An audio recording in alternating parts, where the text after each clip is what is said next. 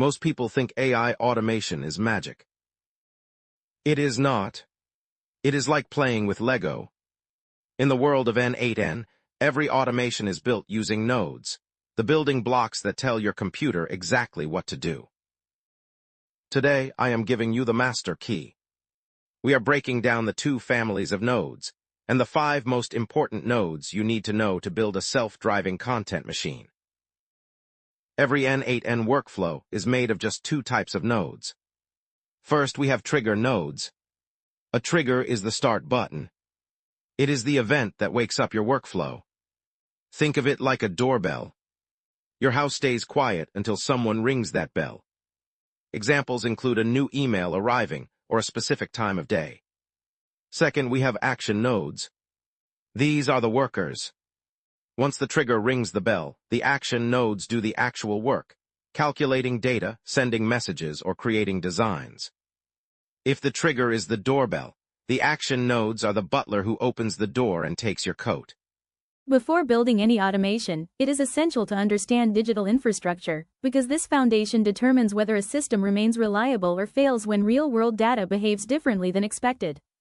Strong automation is not created by quickly connecting nodes, but by developing deep clarity around how data is structured, where the automation runs, and how information flows between every single step. Data always follows recognizable patterns, and learning to read these patterns allows you to handle variation, anticipate errors, and design workflows that adapt instead of breaking under pressure. Infrastructure defines the environment in which automation lives, and this decision directly affects stability, security, cost efficiency, performance, and long-term scalability.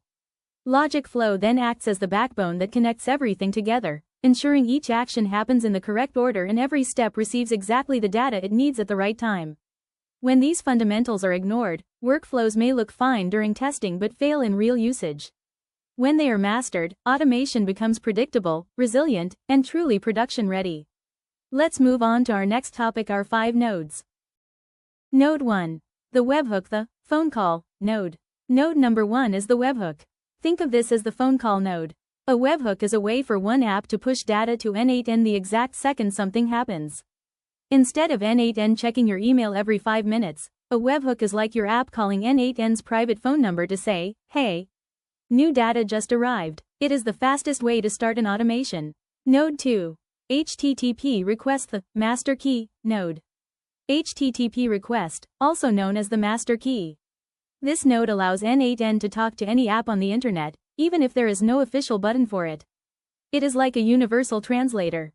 If you know the app's digital address, this node can go there, fetch data, or leave a message. This is how pro builders connect to apps that others cannot. Node 3. AI agent, the brain node. Node number 3 is the AI agent, or the brain. This is where the smart work happens. It connects n8n to models like GPT-4 or Claude. While other nodes just move data around, the AI agent node actually understands it. For example, you can send it a messy, long article, and it will summarize it into a single punchy quote for your Canva design. Node 4. Filter, the bouncer node. Node number 4 is the filter, the bouncer of your workflow. A filter node checks your data and only lets it through if it meets certain rules. If a piece of data is not on the guest list, for example, if an AI-generated quote is too long to fit your template, the bouncer stops the workflow to save you time and money. Node 5. MCP server, the USB-C port node. Finally, node number 5 is the MCP server. Think of this as the USB-C port for AI. MCP stands for Model Context Protocol. It is a new standard that lets AI assistants, like Claude on your desktop, plug directly into your n8n workflows. Once you turn this on, you can simply tell your AI assistant to run my Canva automation, and it uses n8n to do it for you.